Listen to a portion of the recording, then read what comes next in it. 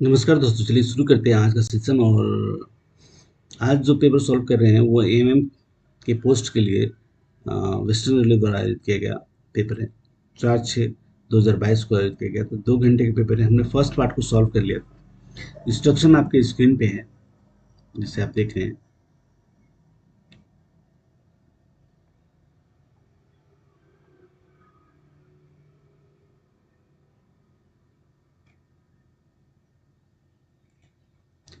हम आ गए हैं पार्ट सी पे, खंड 3 पे।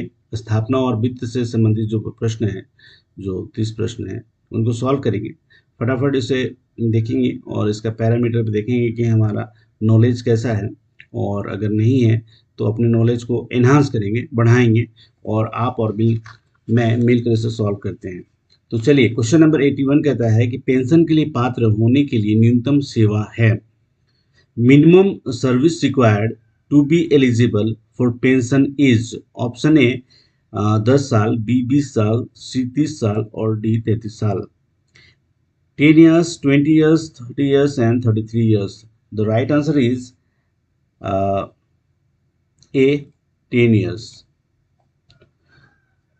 यहाँ पे जो पेंशन मैनुअल है,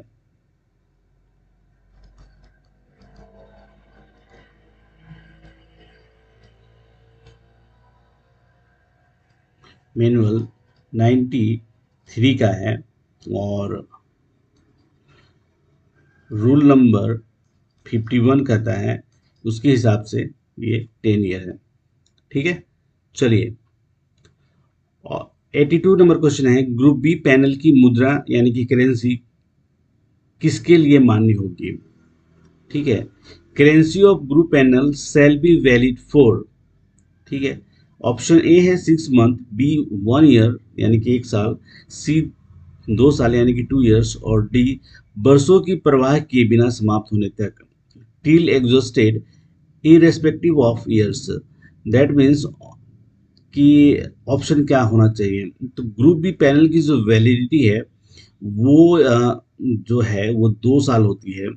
और उसके साथ कंडीशन ये है कि चयन बोर्ड द्वारा तैयार या सक्षम प्राधिकारी जो होता है यानी कि कॉम्पिटेंट अथॉरिटी का अनुमोदन की तारीख से 2 साल के लिए होता है, या जब तक समाप्त नहीं होती है, या जो भी पहले हो तक चालू रहेगा। ठीक है, तो ऑप्शन सी जो हमारा है वो इस कंडीशन को फुलफिल करता है। और यहाँ पे जो आंसर होगा वो सी होगा। क्वेश्चन नंबर 83 कहता है कि निम्नलिखित में से किस आदेश के खिलाफ कोई अपील नहीं हो सकती है। Which of the following orders has no appeal against it.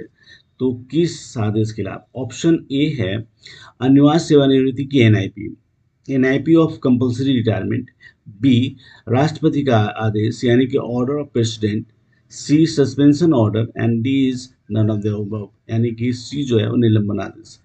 तो यहाँ पे जो सही आंसर होगा वो बी होगा। राष्ट्रपति के आदेश के विरुद्ध कुछ भी नहीं अपील किया जा सकता है। नियम 17 जो है दिया रूल 17 है, उसमें उल्लेख किया गया है कि जिनके खिलाफ कोई अपील नहीं जा सकती है वो है any order made by president, any दूसरा नंबर है any order and interlocutory nature. ठीक है, और थर्ड जो ऑप्शन दिया गया है any order passed by inquiry officer in the course of an inquiry. ठीक है, तो ये तीन जो है कंडीशन है। जैसे हिंदी में कह सकते हैं कि जो आदेश अंतवर्ती या आंतरिक प्रकृति का हो या उसके बाद अंतिम आदेश जारी होने वाला हो, निलंबन को छोड़ के।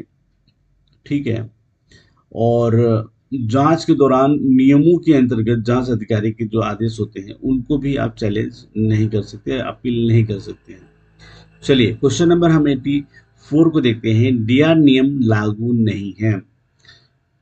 D R rules no are not applicable to a store यानी कि स्टोर यानी जो ये है, बी अकाउंट्स यानी कि खाते, सी सीआरपीएफ सॉरी आरपीएफ और डी है उपरोक्त सभी। तो यहाँ पे जो है वो आरपीएफ के ऊपर जो है वो 1957 का जो है 23/23 ऑफ 1957 रूल जो उनके ऊपर जो रेलवे प्रोटेक्शन फोर्स का क्या कहते हैं कि एक्ट बना हुआ है, तो उसके अनुसार ऐसा आप कर सकते हैं कि any member of the railway protection force as defined in the railway protection force act 1957 out of 23 of 1957, उनके ऊपर ये जो डीआर एक्शन का डीआर रूल्स है जो वो लागू अप्लाई नहीं होते हैं। ठीक है। दूसरा ये है कि any member of the all India services, जहाँ से जो कि राष्ट्रपति जिनको नियुक्त करते हैं, जैसे जो यूपीएससी से सेलेक्ट होते हैं या ग्रुप बी अधिकारी होते हैं, उनके ऊपर भी लागू नहीं होता है।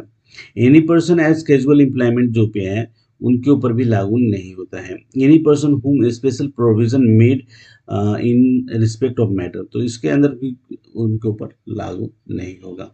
चलिए हम क्वेश्चन नंबर 85 को देखते हैं। महंगाई भत्ता में स्वीकार्य नहीं है। ठीक है। DNS allowance is not admissible in, a है ज्वाइनिंग टाइम यानी कि कार्यभार ग्रहण करने का समय, बी स्टडी लीव यानी कि अवकाश भत्ता, सी है एक्स इंडिया लीव और डी है इनमें से कोई नहीं। तो यहाँ पे ऐसा है कि इनमें से कोई नहीं होगा। एक इम्पोर्टेंट बात है कि x India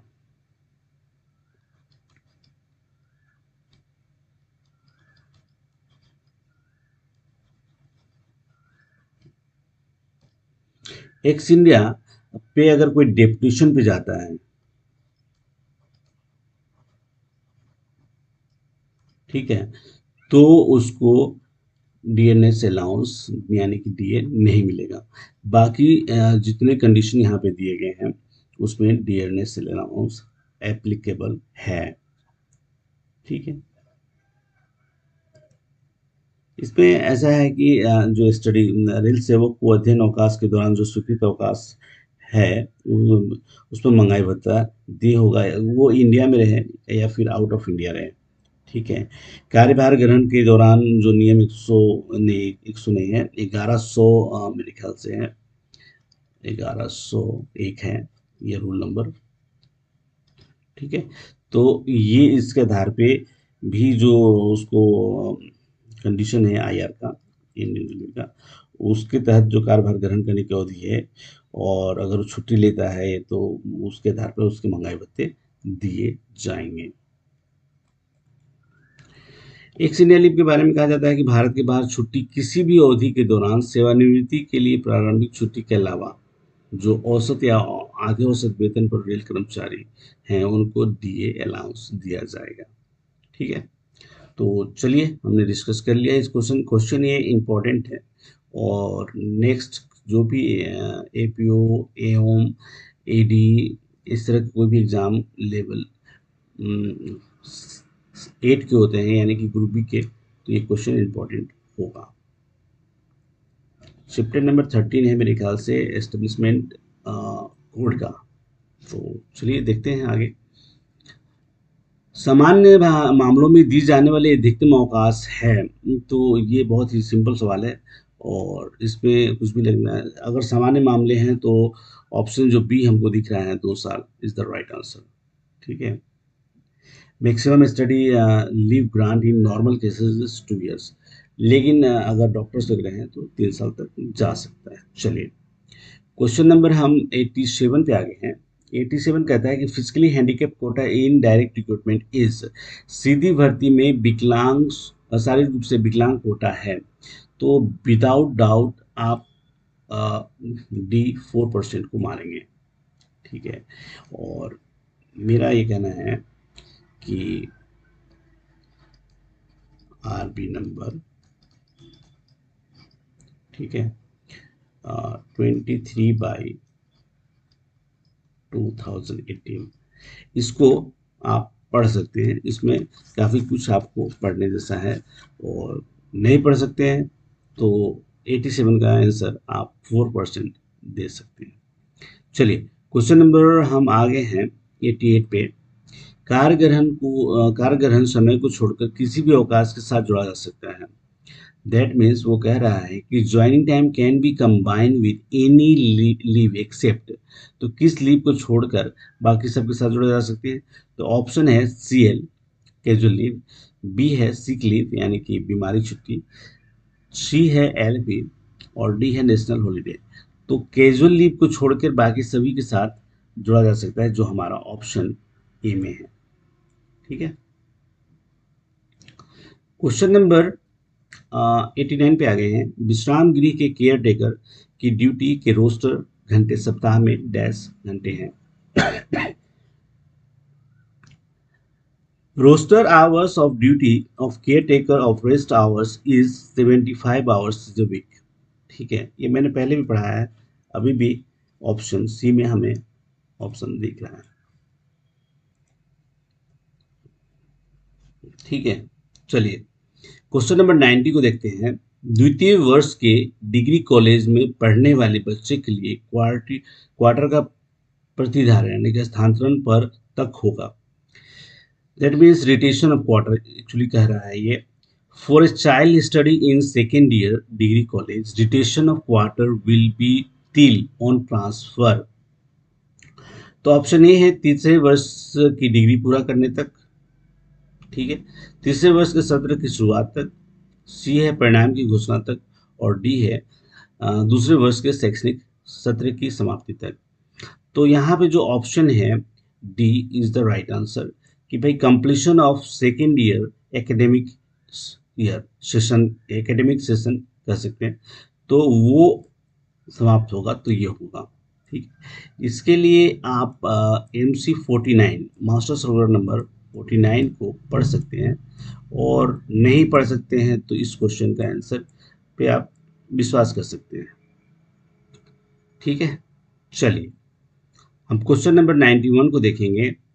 लियन represents right of employ to. ग्रहणाधिकार कर्मचारी के अधिकार का प्रतिनिधित्व करता है। ठीक है, तो वो क्या है?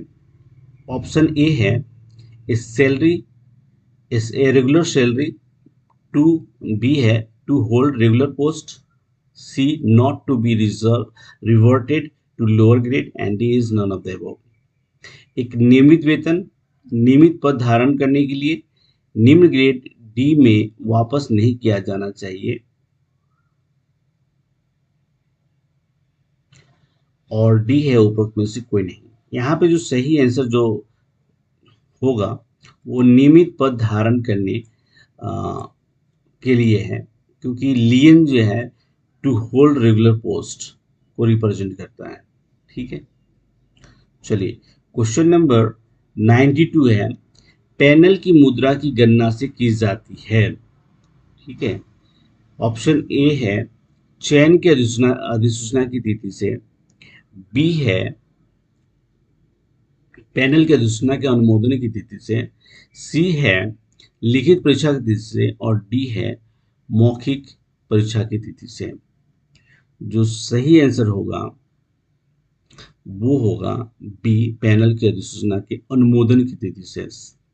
Selection currency of panel shall be 2 years from the date of approval or till it is existed whichever is earlier। तो ये जो 2 साल का ये है पैनल की करेंसी, वो डेट ऑफ अप्रूवल से होगा। ठीक है, तो option B is the right answer. यहाँ पे हमने लियन के बारे में बात किया।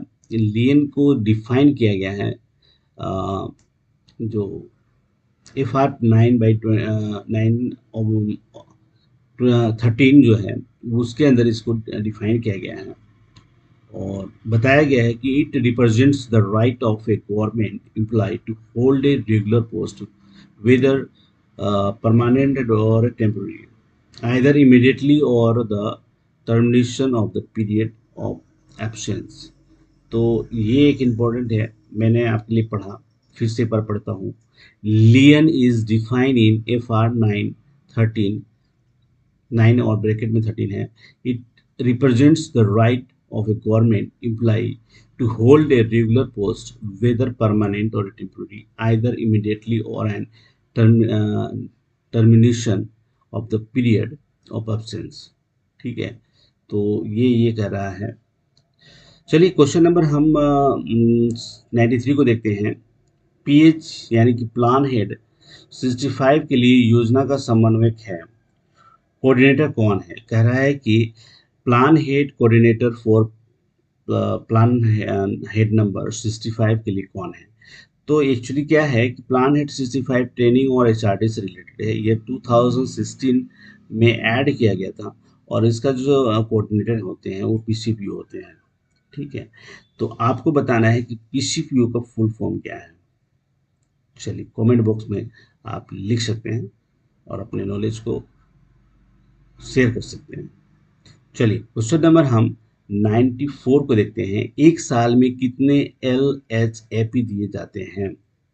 How many LHAP is given in year?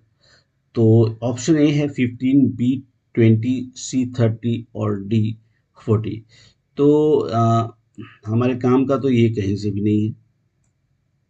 ठीक है, ये एलपी हो गया इन ए ईयर, ये एलएचपी हो गया इन ए ईयर और ये पेटेंट लीव हो गया। ठीक है, तो हमारा ऑप्शन बी है वो सही है। ठीक है, चलिए 10 ये साल में 10-10 मिलते हैं, 1 जनवरी एंड 1 जुलाई को टोटल 20 डेज हमको मिलते हैं। चलिए क्वेश्चन नंबर 95 को देखते हैं। Allowance given to railway running staff for performance of duty directly connected with charge moving train is.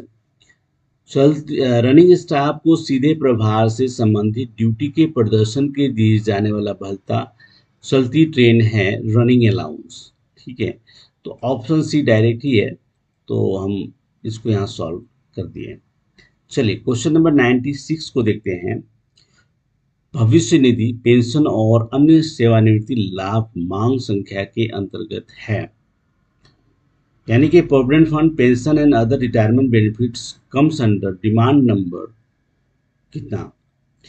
तो ऑप्शन ए है 13, बी है 11, सी है 12 और डी है 14। तो यहाँ ऑप्शन ए जो है 13 इज द राइट आंसर। और 13 नंबर डिमांड नंबर 13 का एब्स्ट्रैक्ट जो है वो एल है और उसके अंदर बताया गया है कि provident fund pension and other retirement benefits comes under this demand number. ठीक है, चलिए क्वेश्चन नंबर हम 97 पे आ गए हैं। The plan hit for store suspense is. Store suspense के लिए प्लान हिट कितना है? तो 71 है। ठीक है, प्लान हेड 71 है। प्लान हेड जो है 72 जो है वो मैन्युफैक्चरिंग सस्पेंस है।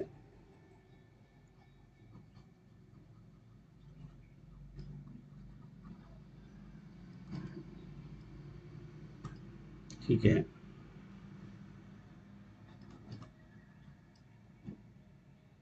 ये मैन्युफैक्चरिंग सस्पेंस है। ठीक है, इसमें एक और देख सकते हैं जो 22 नंबर है, जो देख सकते हैं ये है लीज। लीज पे जो एसेट्स ली जाते हैं ना वो उसके लिए है। लीज एसेट्स जो हैं वो इसके अंदर आते हैं। ठीक है, और 30 भी है, 30 भी है, ये रोड सेफ्टी से रिलेटेड है। रोड सेफ्टी से रिलेटेड है। रोड सेफ्टी में ROB एक इम्पोर्टेंट है और एक है ROU। तो ये रोड ओवर ब्रिज होता है और रोड अंडर ब्रिज अंडर होता है, क्या बोलते हैं, तो ये उससे रिलेटेड है। ठीक है, आजकल 2 बन रहे हैं, तो LC गेट वगैरह जो होते हैं वहाँ पे अंडरग्राउंड बना दिए जाते हैं, तो उससे पैसों की बचत होती है। चलिए क्वेश्चन नंबर हम 98 को देखते हैं।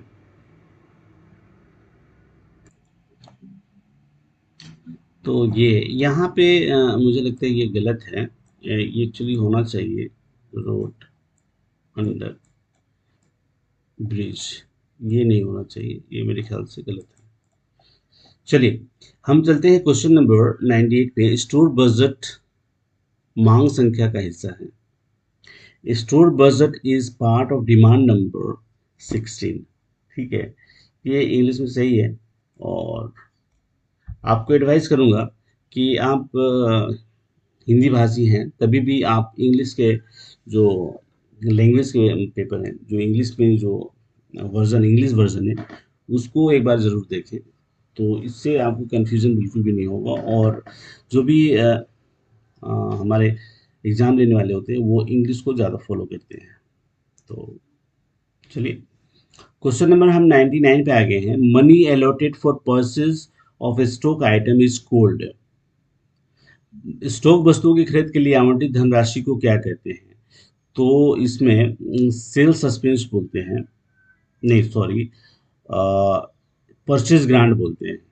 ठीक है, तो यहाँ पे जो परचेज ग्रांट है वो है यहाँ खरीद अनुदान, जो ऑप्शन डी पे है।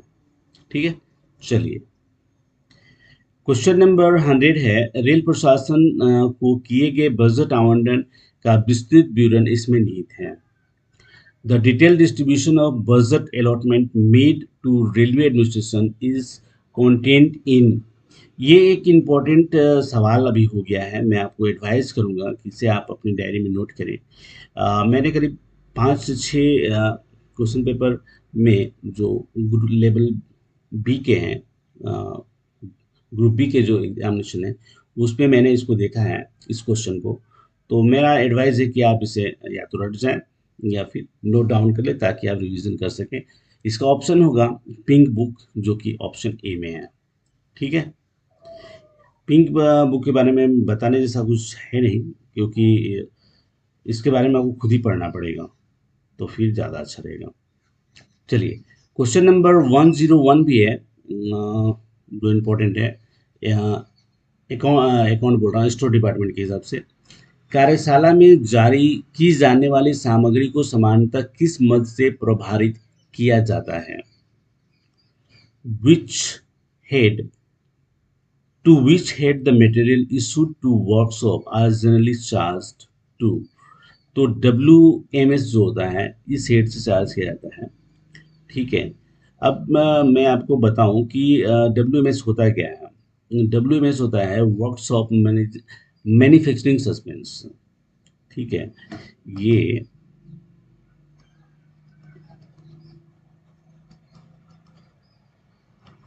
वर्कशॉप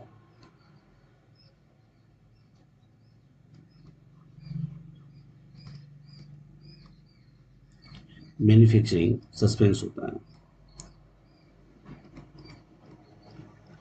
ठीक है, अब एक सिंट होता है, इसको आप ऐसे लिख सकते हैं SINT। तो ये एक्चुअली है स्टोर इन ट्रांजिट।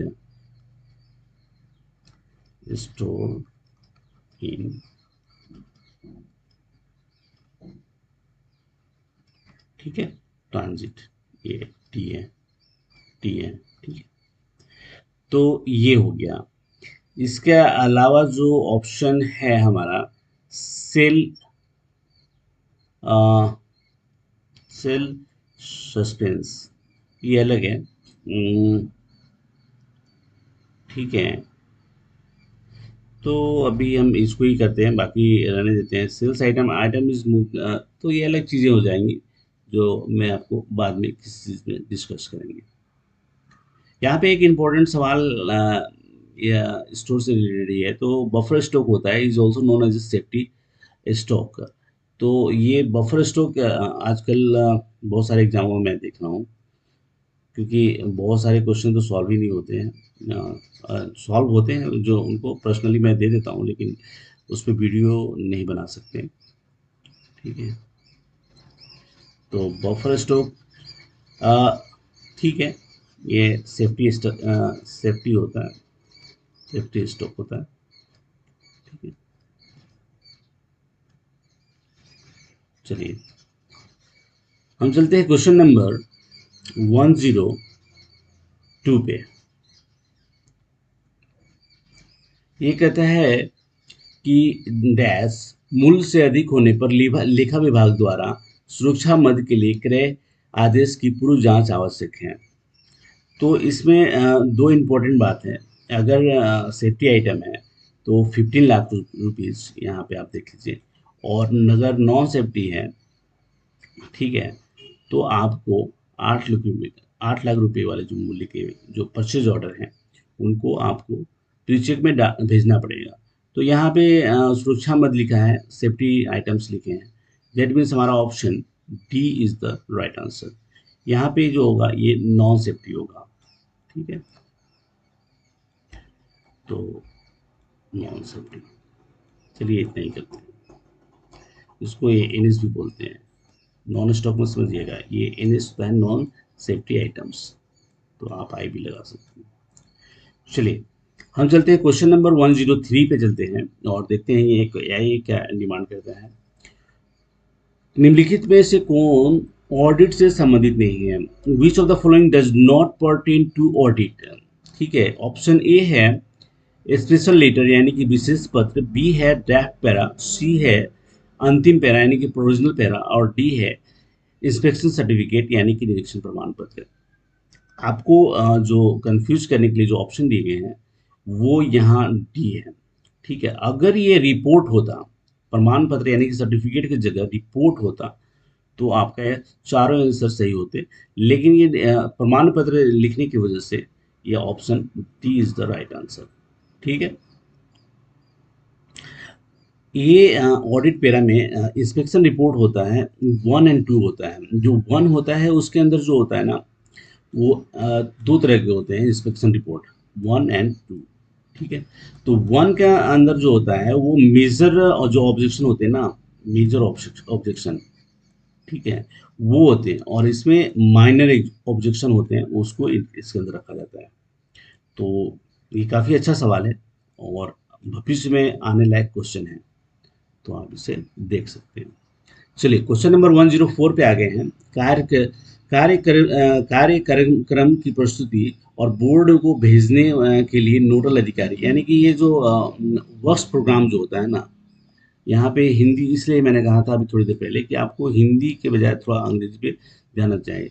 यहाँ पे जो वर्ड्स जो होते हैं, वर्क्स प्रोग्राम की बात कर रहे हैं कि उसके जो प्रेजेंटेशन जो है वो, और जो नोडल ऑफिसर जो होता है जो भेजता है, जो सेंडिंग बोर्ड है वो कौन है?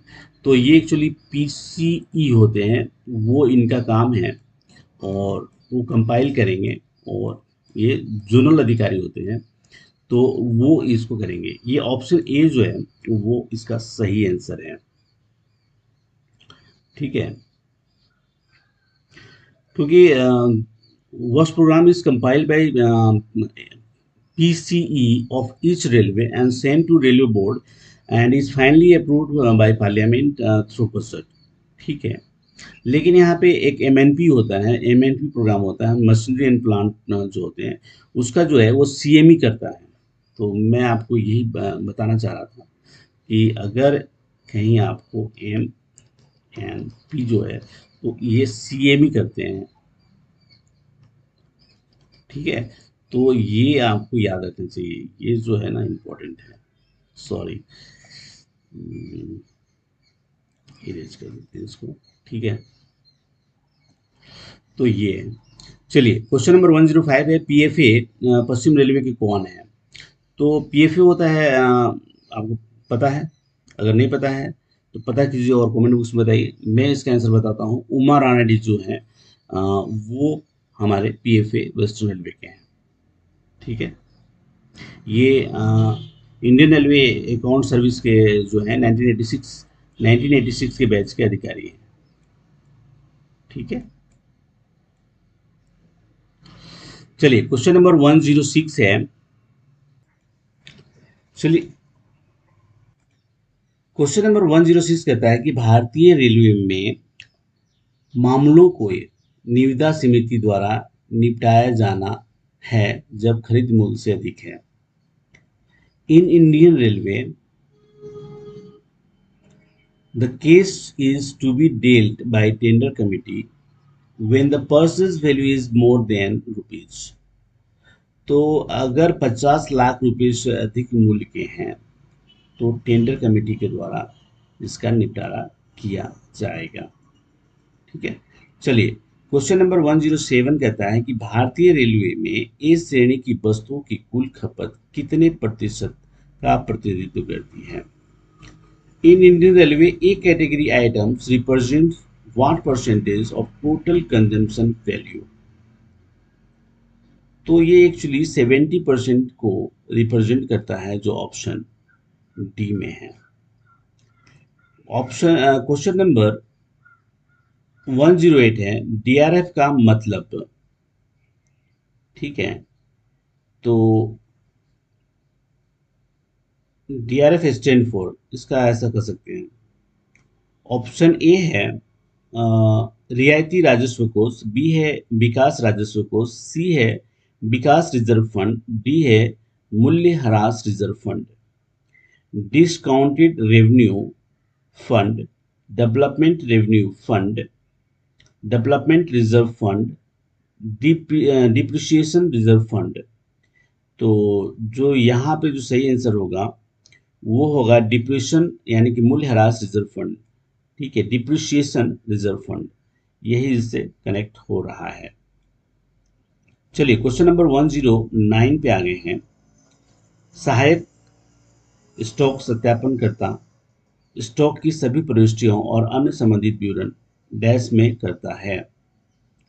Assistant stock verifier does all entries of stock and other related details in first field book, B DRR register, C DS register जिसे डिजिसेट कहते हैं, D laser book. Option A जो है वो इसका सही आंसर होगा, फील्ड बुक।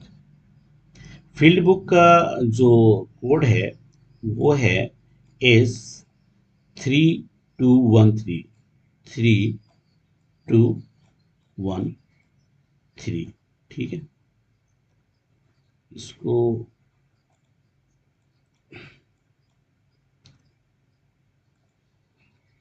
ऐसे लिख सकते हैं, ये ज़्यादा दिखेगा।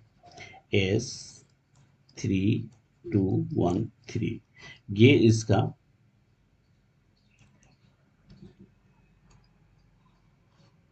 कोड है। ठीक है, तो इसके अंदर जो होता है डिपो का नाम होता है, आइटम होते हैं, इसके जो सेंक्शन करते हैं वो होते हैं, और ये वेरीफाई करने के बाद स्टॉक स्टम्प वगैरह लगाते हैं और ये करते हैं। ठीक है, चलिए हम अंतिम क्वेश्चन पे आ गए हैं इस पार्ट के। एलडी की वसूली मूल्य के 1/2 की दर से परसेंट की दर से लगाया जाना चाहिए डैश इतने दिनों के लिए जिसके दौरान डिलीवरी स्वीकार की जाती है। ठीक है, ये कह रहा है आपसे क्वेश्चन कि recovery of LD should be levied at the rate of at the 1/2% of the price dash during which delivery is accepted। Option A है पर डे, बी है पर वीक, सी है पर मंथ और डी है every 15 days. Actually क्या है कि जो एलडी जो होता है, लिक्विडिटी डैमेज जो होता है, उसकी रिकवरी पर वीक होती है और ये 10% तक जाता है कॉन्ट्रैक्ट वैल्यू का। ठीक है, तो एक लिमिट बना के रखी गई है और यहाँ पे जो आंसर हमारा होगा वो बी होगा। तो थैंक यू सो मच कि आप इस वीडियो के अंत तक आए और हमने जो 30 क्वेश्चन सॉल्व किए 33 मिनट के अंदर, वो उसको आपने डिटेल में समझा। इसे हम 15 मिनट में भी सॉल्व कर सकते थे, हम और आप मिलके, लेकिन हमने इसे डिटेल समझने का प्रयास किया ताकि आगे आने वाले एग्जामों के लिए हम और आप तैयार रहें और देखें कि कैसे क्या चल रहा है। तो थैंक यू सो मच। अगर आपको पसंद आता है तो लाइक कीजिए, नहीं पसंद आता है तो डिसलाइक कीजिए और कमेंट में बताइए कि आपको इसे और कैसे बेहतर एक्सप्लेन किया जा सकता है और कैसे आगे बढ़ सकते हैं। तो चलिए इसके टेक्निकल पार्ट को भी सॉल्व करेंगे और देखेंगे